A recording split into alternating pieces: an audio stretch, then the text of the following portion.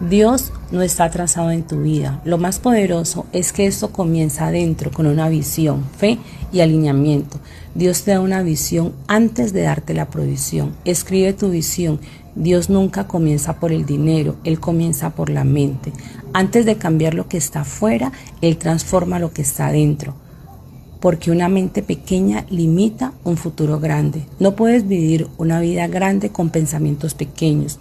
La prosperidad comienza en la visión, no en el saldo bancario.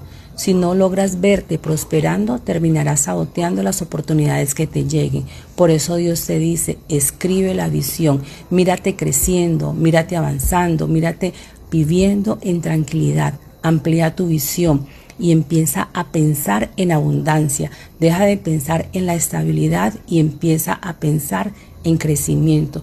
Cuando la visión cambia, el comportamiento también cambia.